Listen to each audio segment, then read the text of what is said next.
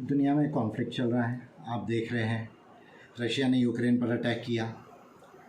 United Nations security council, United Nations का जो structure है वो काम में नहीं आया।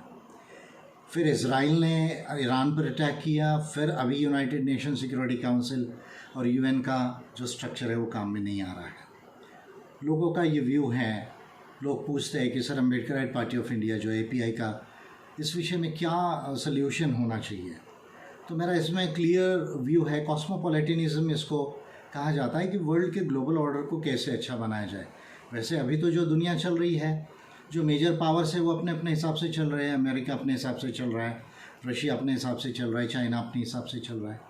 और ये P5 कंट्रीज़ है जिनके ऊपर यूनाइटेड नेशन सिक्योरिटी काउंसिल में जिम्मेदारी डाली गई यूएन चार्टर के तहत। तो यूएन चार्टर 1945 के तहत, जिसमें यूनाइटेड स्टेट्स ऑफ अमेरिका है, रशिया है, चाइना है और यूके है और फ्रांस है। तो मेरा सबसे पहला ये व्यू है कि, और इसमें वीटो पावर भी दे के रखा है कि इसमें से एक भी कंट्री अगर वीटो करे तो यूएन सिक्योरिटी काउंसिल कोई उस मैटर में एक्शन नहीं ले सकती। तो मेरा पहला व्यू है कि P5 को P35 किया जाए। और इसमें और भी जो कंट्रीज़ है, जैसे इंडिया है, पाकिस्तान है, अफ्रीकन कंट्रीज़ है, साउथ अमेरिका की कंट्रीज़ है, साउथ ईस्ट एशिया की कंट्रीज़ है, ओशनिया की कंट्रीज़ है, जो रिस्पॉन्सिबल जो कंट्रीज़ है उनको जो है इसमें शामिल किया जाए। P5 को P35 में एनलार्ज किया जाए। सेकंड, इसमें वीटो पावर को ख़त्म किया जाए और 55% ऑफ दी वोट्स, यानी अगर 35 कंट्रीज़ है तो उसका 55% अगर वोट करे तो उस बात को इम्प्लीमेंट किया जाए, यानी इसको डेमोक्रेटिक डिसीजन मेकिंग करने की ज़रूरत है। Point number 1।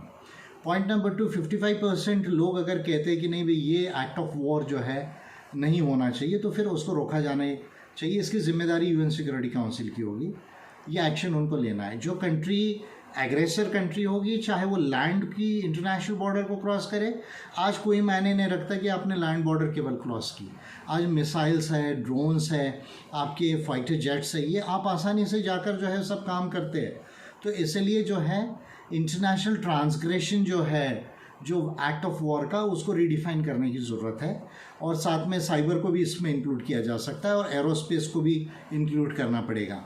अगर ये इन्फ्रिंज करके कोई अगर दूसरे कंट्री पर अटैक करता है, तो जो कंट्री इसमें एग्रेसर कंट्री होगी, तो जान माल की जो भी नुकसान होगा उसकी भरपाई करने की जिम्मेदारी उस कंट्री की होगी, यानी उस कंट्री पर वैल्यूएशन के हिसाब से कॉम्पनसेशन उससे डिमांड किया जाना चाहिए।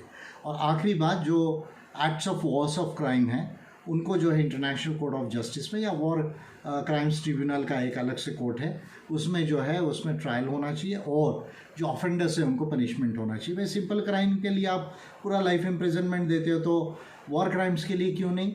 तो ये तमाम चीज़ें जो है, मेरा फर्स्ट प्रपोजल है कि यूएन जो चार्टर के तहत जो है P5 को P35 बनाया जाए, वीटो को ख़त्म किया जाए, 55% कंट्रीज़ के वोट से डिसीजन लिया जाए। उस डिसीजन को यूएन सिक्योरिटी काउंसिल इम्प्लीमेंट करेगी। जो कंट्री एक्ट ऑफ वॉर में पूरा लैंड या एरोस्पेस में जो है, जो या साइबर में वायलेट करती है, उसको जो है जान और माल की कॉम्पनसेशन देना होगा, ये प्रोविज़न किया जाए और एक्ट्स ऑफ वॉर्स के क्राइम्स के लिए पनिशमेंट दी जाए। ये मेरा सलूशन है कॉस्मो ह्यूमैनिज़म का, इस चीज़ को ज़्यादा एनलार्ज बनाने के लिए।